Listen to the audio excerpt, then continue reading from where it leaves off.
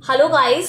आज हम आपसे बात करने जा रहे हैं क्लास 10th के चैप्टर नंबर 6 के बारे में, जो है लाइफ प्रोसेसेस। आज हम इसमें जानेंगे कि जीवन से जुड़ी हुई प्रक्रियाएं कितनी हैं, किस प्रकार से हम किसी लिविंग और नॉन लिविंग में डिफरेंस कर सकते हैं।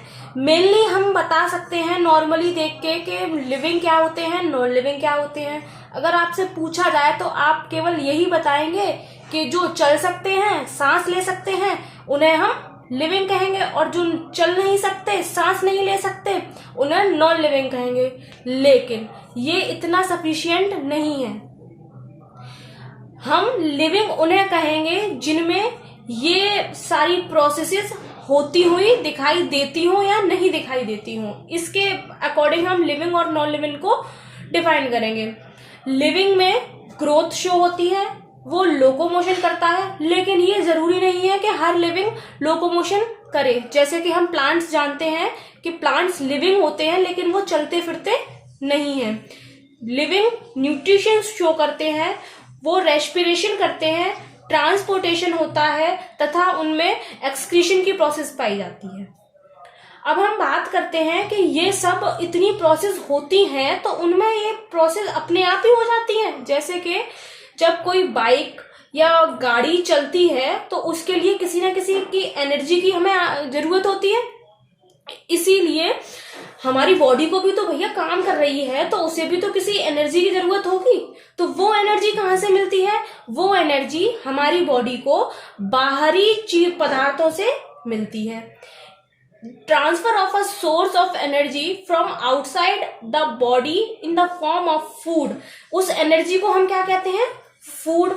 फूड की फॉर्म में हम एनर्जी को अपनी अंदर लेते हैं, और ये जो प्रोसेस होती है ना फूड को इनसाइड द बॉडी इनटेक करने की, इसे हम कहते हैं न्यूट्रिशन।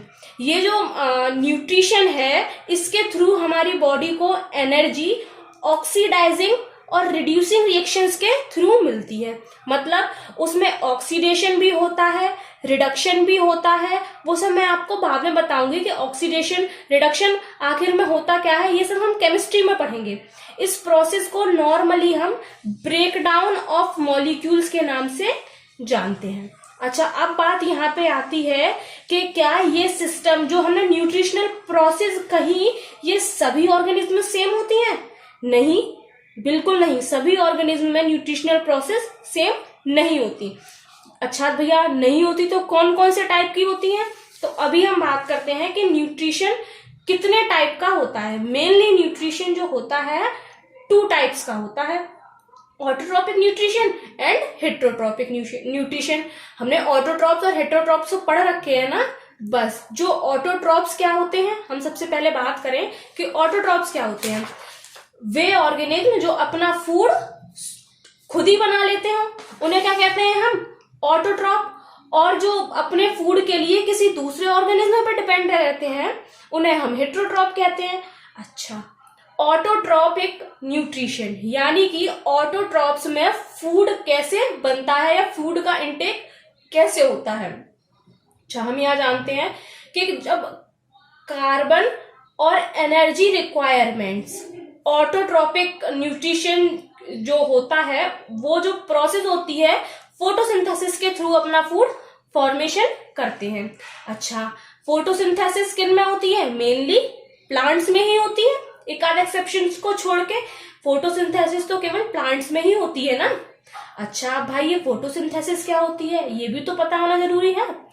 फोटोसिंथेसिस में सबसे पहले क्या होता है, हम यहाँ एक रिएक्शन लिखी यहाँ पे देख रहे हैं हमारे सामने कि ये क्या है?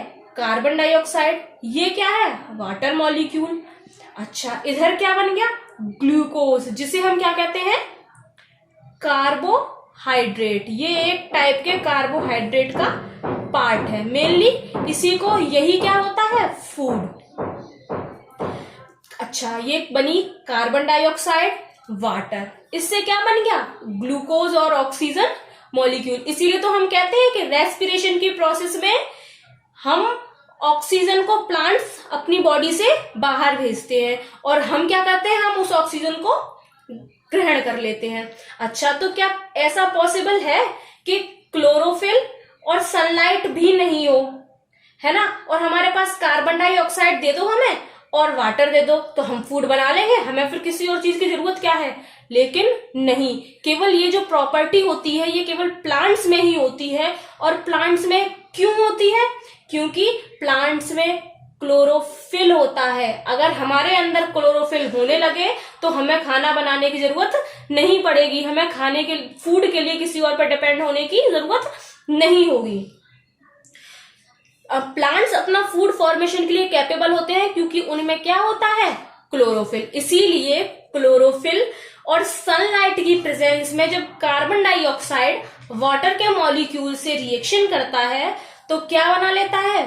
फूड। नॉर्मल लैंग्वेज में अगर हम बात करें तो अच्छा, फूड प्लांट्स क्या करते हैं? सनलाइट पूरे दिन तो होती नहीं है ना, तो ऐसा अब ये तो है नहीं कि वो शाम, अगर उन्होंने सुबह सनलाइट है और शाम को नहीं है तो वो शाम को भूखे थोड़ी रहेंगे। वो क्या करते हैं? दिन में जितना भी उन्हें फूड बनाना है सनलाइट की प्रेजेंस में, जितना भी उन्होंने सनलाइट की प्रेजेंस में फूड बनाया उसे क्या करते हैं? क्योंकि शाम को सन तो होगा नहीं तो उसे वो स्टोर कर लेते हैं। क्या कर लेते हैं? स्टोर। किस फॉर्म में? स्टार्च की फॉर्म में। किस फॉर्म में? स्टार्च की फॉर्म में। और जब उन्हें जरूरत होती है तो स्टार्च से फिर ग्लूकोज बना लेते हैं और वो उसका यूज भोजन के रूप में करने लगते हैं। अच्छा, अगर हम बात करें कि एनिमल्स में ये प्रोसेस क्या होती है, एनिमल्स में प्रोसेस होती है यही, जब एनिमल्स प्लांट से फूड लेते हैं तो प्लांट से जब हम लोगों ने फूड लिया तो ऐसा तो है नहीं हम पूरे दिन खाते जाएं हमें एनर्जी मिलती जाए, हम ऐसा तो करते नहीं है।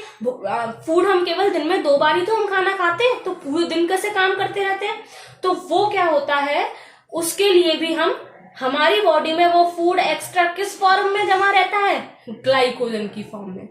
अच्छा, हम बात कर रहे थे यहाँ पे फोटोसिंथेसिस की। किसी आप लोगों के दिमाग में ये बात आ रही होगी कि फोटोसिंथेसिस होती क्या है प्रोसेस। यहाँ तो हमने रिएक्शन की फॉर्म में मोटा मोटा समझ लिया, लेकिन फोटोसिंथेसिस में आखिर अंदर होता क्या है?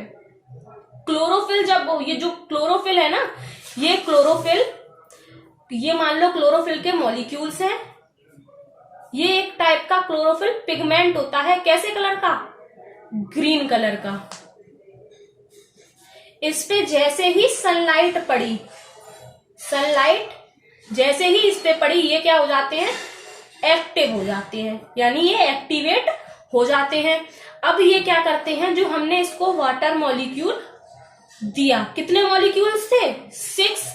तो ये ब्रेक डाउन हो जाता है H2 and OH, H positive ion and OH negative ion में।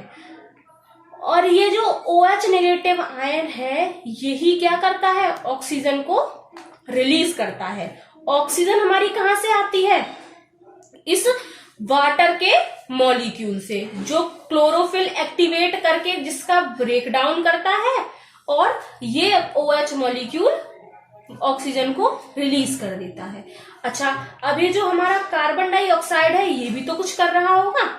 ये क्या करता है? इसके 6 मॉलिक्यूल, ये जो 6 H आयन थे इनसे रिएक्ट करके C6H12 और यहां पे जो 6 बचे इनसे O6 क्या बना देता है? फूड। किसकी फॉर्म में? ग्लूकोज की फॉर्म में। आप समझे ये बात? And the other one is heterotrophic nutrition. Heterotrophic nutrition क्या होता है? हमने हेट्रोट्रॉप्स के बारे में पढ़ रखा है कि वे ऑर्गेनिज्म जो अपने फूड के लिए ऑटोट्रॉप्स पर डिपेंडेंट रहते हैं उन्हें क्या कहा जाता है? हेट्रोट्रॉप्स। हाँ, ह्यूमन भी हेट्रोट्रॉप्स है भैया। मैन और अदर जितने भी एनिमल्स हैं सारे क्या हैं? हेट्रोट्रॉप्स। ऑटोट्रॉप्स में केवल क्या आते हैं हमारे? ऑटोट्रॉप्स में केवल प्लांट्स आते हैं, क्योंकि अपना फूड तो केवल प्लांट्स ही बना सकते हैं ना। इस heterotrophic nutrition is a type of nutrition in which organism depend upon other organism for food to survive, यानी कि अपने फूड के लिए ये एनिमल्स किस पे डिपेंड रहते हैं? प्लांट्स पे, अदर एनिमल्स पे, या डेड ऑर्गेनिक मटेरियल पे। ठीक है, इनको कंज्यूमर भी कहा जाता है। क्या कहा जाता है? कंज्यूमर। और इसी तरीके से हम जानते हैं कोई भी चीज बनाने वाले को क्या कहा जाता है? प्रोड्यूसर। तो फूड भी तो भैया प्लांट ही बना रहे हैं, तो इन्हें फूड चेन में प्रोड्यूसर कहा जाता है। तो आज हम अपना लेक्चर यहीं पे स्टॉप करते हैं।